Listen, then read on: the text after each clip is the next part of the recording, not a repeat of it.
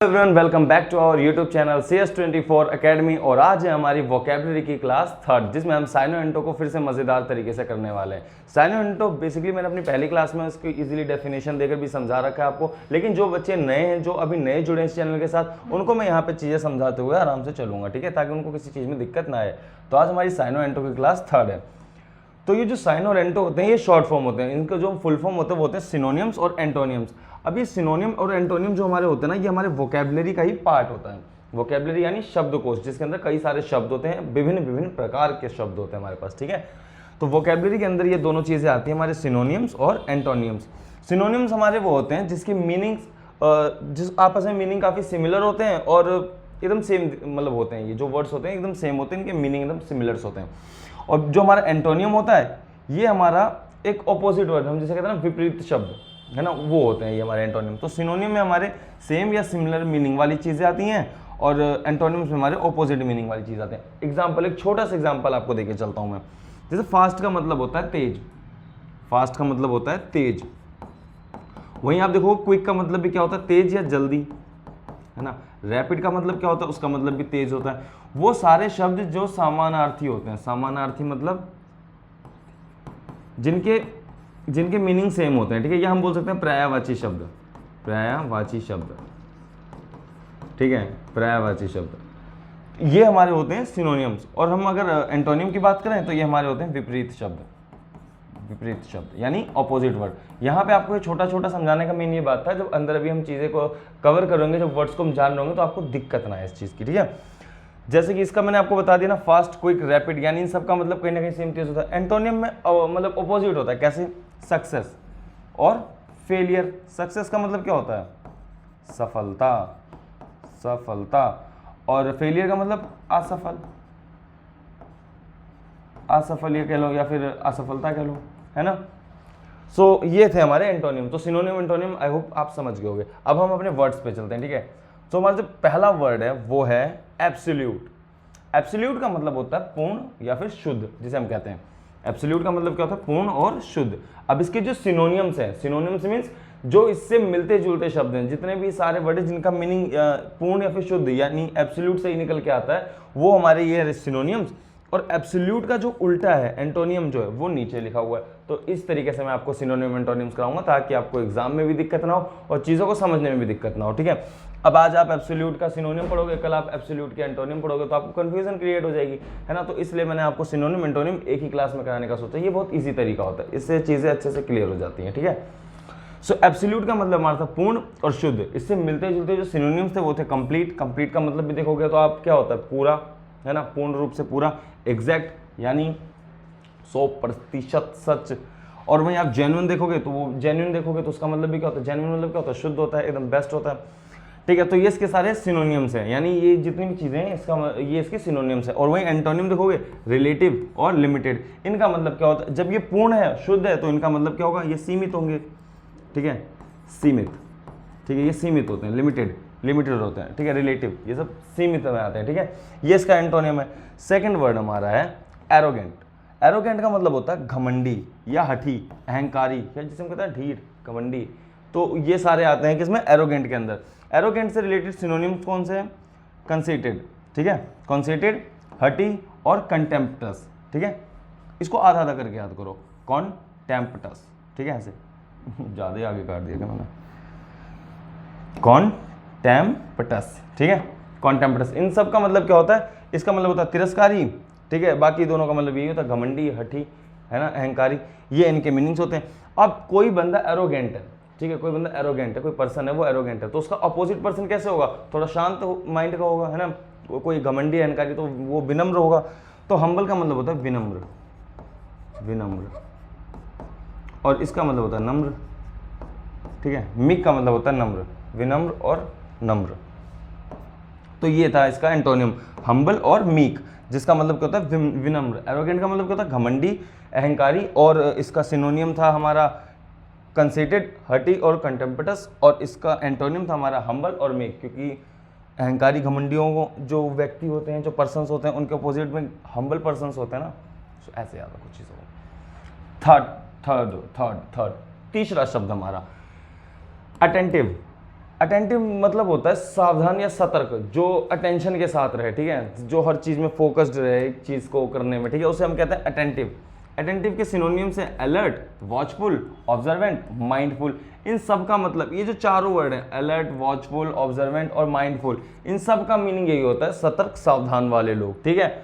और वहीं अगर देखोगे इसका एंटोनियम क्या होता है, तो ये अटेंटिव है, ये इनअटेंटिव है, यानी आप इसको बोल सकते हो असावधान, असावधान, है ना, या फिर हाँ असावधान, क्योंकि एक तरफ सावधान है तो दूसरी तरफ असावधान है, ठीक है।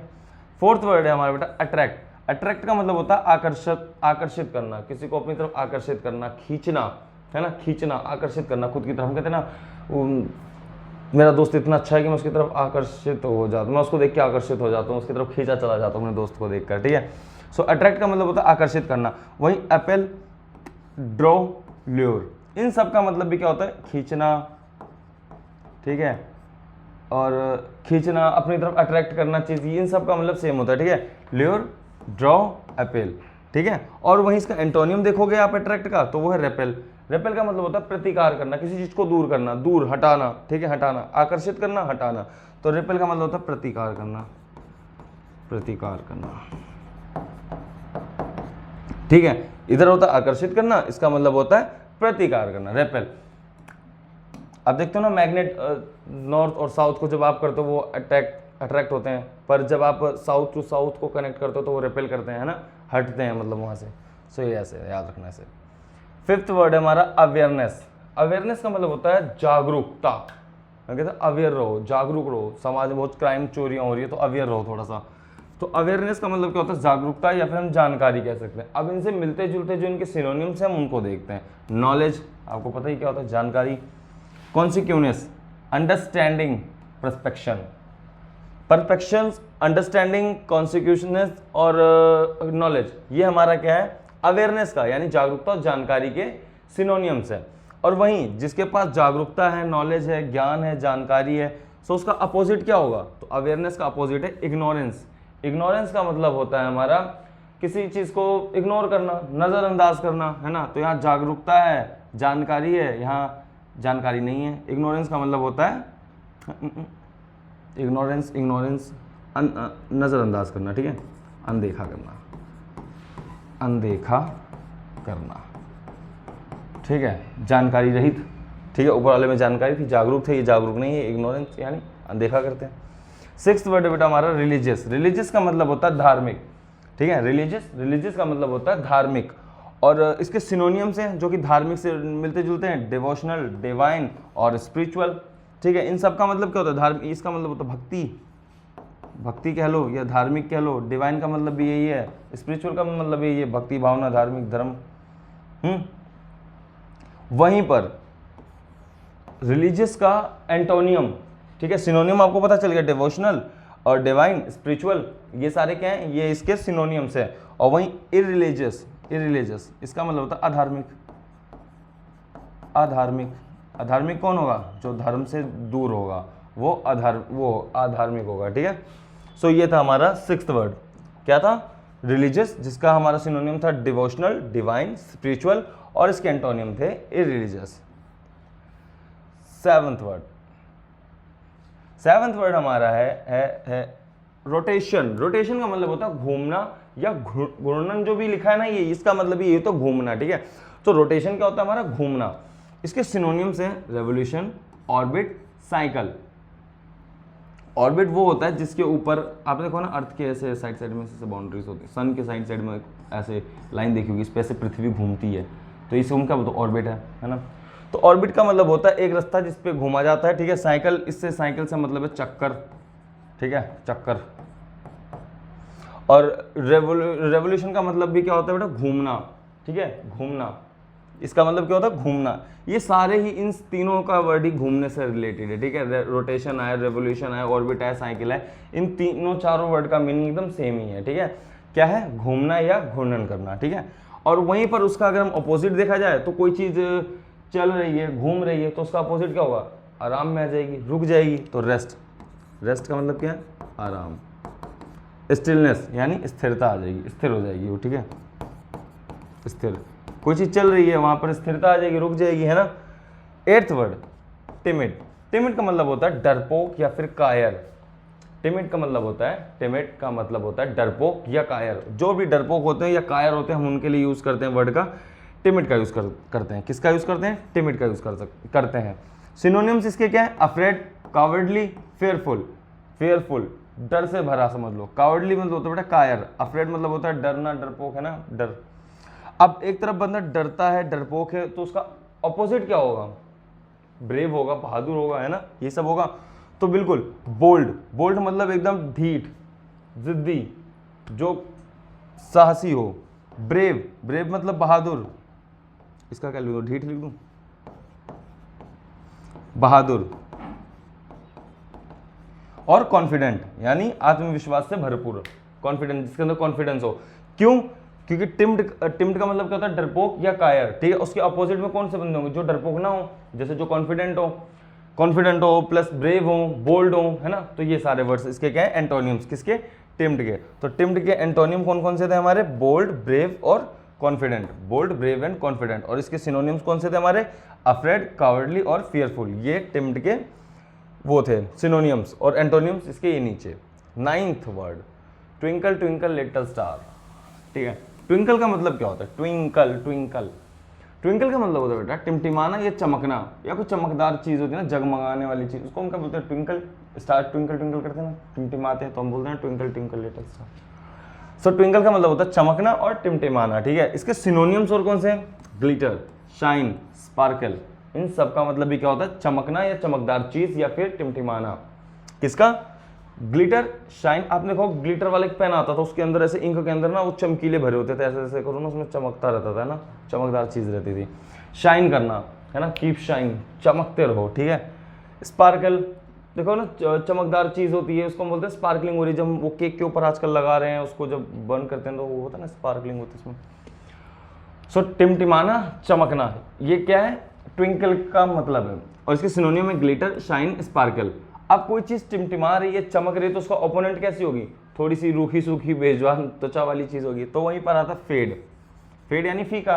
डिम, डिम यानी हल्का। डल, अंधेरा, अंधेरा नहीं, ठीक है, डल। आप कहते हैं ना इसकी स्किन बहुत शाइन कर रही है ना, और वही दूसरा सोच काला काला सा इंसान दिखा, बोलो इसकी स्किन कितनी डिम है, डल है, इसकी स्किन कितनी डल है ना। तो ऐसे, तो ट्विंकल का मतलब था टिमटिमाना, चमकना। इसके सिनोनिम्स थे ग्लिटर, शाइन, स्पार्कल, और इसके एंटोनिम्स थे फेड, डिम, डल। फेड, डिम, डल। ये चमकना होता था, तो फेड का मतलब क्या होता है? फीका, फीका, फीका। और डिम का मतलब होता है हल्का, हल्का कह लो, या फिर थोड़ा सा वो कह लो ना, क्या कहते हैं, थोड़ा लाइट कह लो, है ना। तो दैट्स इट। 10th वर्ड बेटा हमारा स्टूपिड। स्टूपिड का मतलब होता है मूर्ख या बेवकूफ, हम जिसे कहते हैं मूर्ख या बेवकूफ, हम जिसे कहते हैं उसे हम क्या कहते हैं? स्टूपिड। और स्टूपिड से ही रिलेटेड ये सारे उसके सिनोनियम्स हैं। आपको स्टूपिड है तो हम उसको फुलिश भी बोल सकते हैं, उसे हम डल भी बोल सकते हैं, उसे हम इडियोटिक भी हम बोल सकते हैं, ठीक है। इडियोटिक, डल और फुलिश, ये हम किसके लिए यूज कर सकते हैं? करते हैं जो कि स्टूपिड होता है, यानी जो मूर्ख व्यक्ति होता है या मूर्ख बच्चा होता है और बेवकूफ सा होता है, उसके लिए हम इसको यूज करते हैं। किसे? फुलिश, डल और इडियोटिक। वहीं पर अगर हम इसके एंटोनिम्स की बात करें तो कोई मूर्ख है, बेवकूफ है, तो उसका ओपोनेंट कैसा होगा? इंटेलिजेंट होगा, बुद्धिमान होगा, wise, clever, smart. Smart, clever, आपको पता ही क्या होता है क्लेवर मतलब? तो चालाक।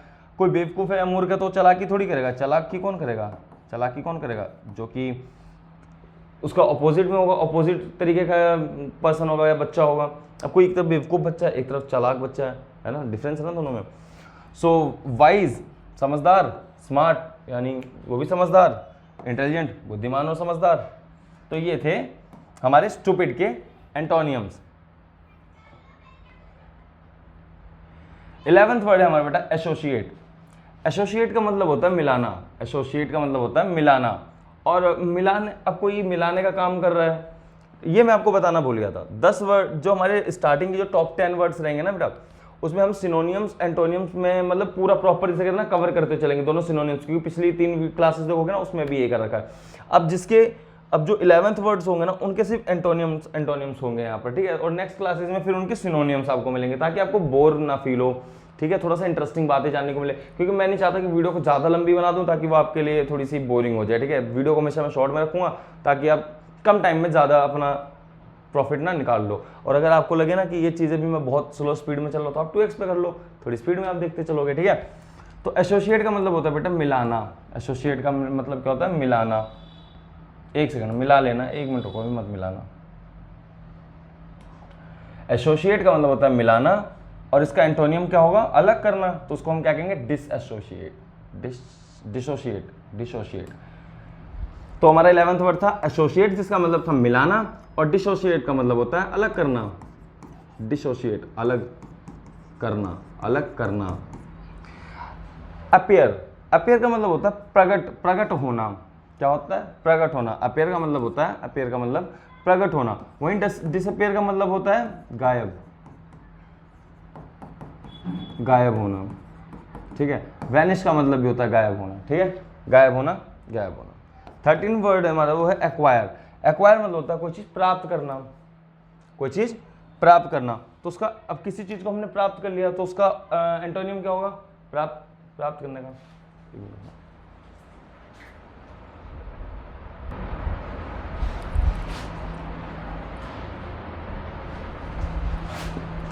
सो हमारा जो 13 वर्ड था बेटा एक्वायर, एक्वायर का मतलब था प्राप्त करना, है ना, मैंने अभी बताया आपको प्राप्त करना। तो इसका एंटोनियम क्या होगा? अब हम किसी चीज को अगर हम प्राप्त कर रहे हैं तो हम उसको, ऑब्वियस बात है, उसका ऑपोजिट में क्या होगा? उसमें कहीं खो रहे होंगे।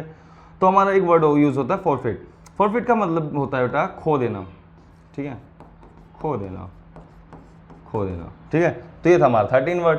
ठीक है, आई होप आपको चीजें अच्छे से समझ आती जा रही होंगी। ठीक है, अब हम बात करते हैं 14th वर्ड की। 14th वर्ड मज़ेदार वर्ड है। ठीक है, कोई ऐसे डिफिकल्ट वर्ड्स नहीं है जिसमें आपको दिक्कत तकलीफ है, सारे इजी इजी हैं, लेकिन आपसे चीज़ें रिलेटिव हैं कि आपका टाइम वेस्ट नहीं होगा इन चीज़ों में। ठीक है, अब हम 14th की बात करते हैं। 14th वर्ड जो हमारा है वो है बेस। बेस का मतलब होता है, जैसे मैं अभी इंग्लिश में आपका बेस बनाता हुआ चल रहा हूँ, है ना, तो क्या है? ये एक आधार बनाता हुआ आपको चल रहा हूँ, आपको एक नीचे से लेकर चल रहा हूँ, नीचे से ऊपर तक लेके जा रहा हूँ। तो बेस का मतलब क्या होता है? धरा, धरा, नीचे। तो इसको हिंदी में कहते हैं पेंदी, या आधार कह लो या तल कह लो। इन सब का मतलब क्या होता है? इन सब का मतलब होता है बेस। बेस का मतलब क्या होता है? ये समझो, बेस मतलब होता है नीचे से। नीचे क्या होगी? पेंदी होगी या तल होगा, है ना, आधार। तो वो बेस है। अब बेस का अपोजिट क्या होगा? एंटोनियम क्या होगा? टॉप या फिर एपेक्स। इन दोनों का ही मतलब क्या होता है? शीर्ष, शीर्ष यानी अपर साइड। अगर बेस नीचे है तो उसका शीर्ष, टॉप, टॉप है, सॉरी टॉप, एपेक्स, ये समझ लो ऐसे। अगर मैं बोलता हूँ ये ट्राइंगल है तो ये क्या है? ये इसका टॉप है ना, ये इसका टॉप है, और ये इसका क्या है? बेस है। अब आप समझ गए चीज़ें। ठीक है, तो ये टॉप है, ये बेस है। या फिर आप सोच लो, मैं आपको बोलता हूँ ये एक पेड़ है, एक खंबा है, चलो पेड़ ले लो, पेड़ निकल गया, तो ये पेड़ है, तो ये इसका क्या है? ये इसका टॉप है, या इसको हम बोल सकते हैं इसका एपेक्स है, और ये इसका बेस है, ये इसका बेस है। सो ऐसे चीज़ों को समझते चलो। ठीक है, और 15th वर्ड हमारा बेटा कैच। कैच वो हम करते हैं कैच, एक क्रिकेट में कैच करते हैं, और एक होता है कैच पकड़ना किसी को या फंसाना किसी को, उसे भी हम क्या बोलते हैं बेटा? कैच बोलते हैं। ठीक है, कैच का मतलब क्या होता है? पकड़ना या फंसाना, या पकड़ना फंसाना, है ना। तो इसके एंटोनिम क्या होंगे? अब कहीं कोई चीज़ मैं कैच कर रहा हूँ तो उसको मैं पकड़ रहा हूँ, फंसा रहा हूँ अपने पास, तो उसका अपोजिट क्या होगा? कैच छूट गई, छूट गई, ड्रॉप हो गया, गिर गया। कैच किया था ना, ड्रॉप हो गया, गिर गई, बॉल गिर गई। रिलीज, मैंने फंसा लिया था, पकड़ लिया था ना किसी को, अब मैंने उसको छोड़ दिया, रिलीज कर दिया। और लूज यानी खो देना, मैंने कोई चीज़ लाया था अपने पास संभाल के रखने के लिए, अब मैंने उसको खो दिया, तो उसका मतलब क्या हुआ? लॉस हुआ। 16th वर्ड हमारा है कैंसिल। कैंसिल का मतलब होता है ना, कैंसिल कैंसिल कैंसिल, आपने सुना होगा ना कैंसिल। मैं टिकट निकाली है, कैंसिल कर दो। मैं घूमने जा रहा हूँ, कैंसिल कर दो। हमने दोस्तों से बोलते हैं ना, हमने एक प्लान बनाया है, मनाली चल रहे हैं, फिर एक चौथा दोस्त आता है, कहता है प्लान कैंसिल हो गया भाई। तो वो कैंसिल का मतलब क्या होता है? काटना या नष्ट कर देना। किसी प्रोग्राम को काट दिया या नष्ट कर दिया, या फिर किसी भी चीज़ को आप कुछ टाइप करते हो, आपसे गलत हो जाता है वहाँ पर टाइप, तो आप क्या करते हो? कैंसिल करते हो, बैकअप पे जाते हो ना, कैंसिल करते हो। आपको कैंसिल करने का मतलब वो काटना या नष्ट कर देना, उसी का एंटोनियम। अब किसी चीज़ को आपने काट दिया, हटा दिया, मिटा दिया, तो वहीं पर दूसरी तरफ क्या होगा? उसको आप कंफर्म करोगे। कंफर्म का मतलब होता है पुष्टि करना, पुष्टि करना यानी डन करना। ये काटना था, नष्ट करना था, तो उसका मतलब था पुष्टि करना, यानी उसको कंफर्म करना। ठीक है, कैंसिल, कंफर्म, कंफर्म, कैंसिल, ऐसे याद रखना। 17th वर्ड, 17th वर्ड हमारा बेटा आईसी। आईसी का मतलब क्या होता है? आइस से तो आप समझ रहोगे ना कि क्या है। आईसी का मतलब क्या होता है? बर्फ, बर्फ, बर्फ। और आईसी का मतलब होता है बहुत ठंडा। आईसी का मतलब क्या होता है? बहुत ठंडा, बहुत ठंडी चीज़ है। अब कोई चीज़ बहुत ठंडी है तो उसका एंटोनियम क्या होगा? गर्म होगा, ऑब्वियस बात है, बिल्कुल। तो बॉइलिंग, बॉइलिंग का मतलब हमारा क्या होता है? उबालना या उबलना, उबालना बोल लो, उबालना। हॉट का मतलब हमारा क्या होता है बेटा? गर्म, ठीक है। और वार्म का मतलब हमारा क्या होता है? गुनगुना, गुनगुना, ठीक है। तो ये किसका एंटोनियम है? आईसी का। आईसी का मतलब होता है बहुत ठंडा। जब बहुत ठंडी हो रही है तो अब पानी उबाल के हम पियेंगे, हॉट शावर लेंगे, और वार्म गुनगुना वाटर लेंगे। कहते हैं ना सुबह सुबह मैं हॉट वाटर लेता हूँ, एक गिलास हॉट वाटर, चाहे लेते बेशक ना हो लेकिन हॉट वाटर लेते हैं सुबह सुबह। वो warm water, warm water, hot water नहीं, वार्म वाटर ना, गुनगुना पानी। 17th हमारा था आईसी। अब हम चलते हैं 18th पे। 18th बहुत मस्त, बहुत मस्त, बहुत मस्त वर्ड है। क्या है मस्त क्यों बेटा? ये इल्यूजन। इल्यूजन का मतलब क्या होता है? मोहमाया, छल, छलावा, है ना। तो इल्यूजन का मतलब होता है माया या फिर छल, माया या फिर छल, माया या फिर छल, इसका मतलब होता है इल्यूजन। हम बोलते हैं ना एक इल्यूजन क्रिएट हो गया मेरे सामने, मुझे कुछ समझ नहीं आ रहा, पूरा इल्यूजन ट्रैप में फंस चुका हूँ मैं, पूरा माया जाल में फंस चुका हूँ मैं, ठीक है। और इल्यूजन जब माया और छल है तो उसका एंटोनियम क्या होगा? उससे अपोजिट होगा, रियलिटी होगी यानी, और एक ट्रूथ होगा। ट्रूथ और रियलिटी। ट्रूथ से हम समझ लो कि क्या, रियलिटी में वास्तविकता, वास्तविकता, और ट्रूथ मतलब हो गया सच्चाई, ठीक है, वास्तविकता और सच्चाई। तो ये किसका एंटोनियम था? इल्यूजन का। इल्यूजन का एंटोनियम कभी पूछता है या फिर ट्रूथ और रियलिटी का अगर एंटोनियम पूछता है तो उसका इल्यूजन हो जाएगा, और इल्यूजन का पूछता है तो रियलिटी और ट्रूथ हो जाएगा, वास्तविकता और सच्चाई। एक और वर्ड हमारे पास है, बड़ा शानदार सा, बड़ा शानदार सा, बड़ा प्यारा सा वर्ड है। उसका वर्ड का नाम है इमेजिनरी। ये इमेजिनरी क्या होता है? इमेजिनरी मतलब होता है कल्पना में करने वाला कोई काम, यानी काल्पनिक चीज़ है, उसे हम बोलते हैं इमेजिनरी। तो इमेजिनरी में हमारा क्या आता है? काल्पनिक होता है। अब कोई चीज़ अगर काल्पनिक है तो उसका ऑपोजिट क्या होगा? उसका एंटोनियम क्या होगा? तो उसका एंटोनियम होगा रियल और एक्चुअल। रियल और एक्चुअल का मतलब भी यही होता है अकाल्पनिक, अकाल्पनिक, यानी जो काल्पनिक ना हो उसको हम क्या कहते हैं? अकाल्पनिक। असली, रियल का मतलब क्या होता है? असली, असली, एक मिनट को, असली तो चेंज गलत हो गया, असली है ना, असली और नकली देखा ना आपने, तो ये वाला है रियल, असली, और एक्चुअल अकाल्पनिक, जो काल्पनिक ना हो। क्यों? क्योंकि ये इमेजिनरी में तो काल्पनिक में काम चल रहा था, और उसका एंटोनियम क्या होगा? अकाल्पनिक होगा। सो आई होप आपको ये चीज़ें अच्छे समझ आ गई होंगी, ठीक है। 20 पे पहुंच गया हम।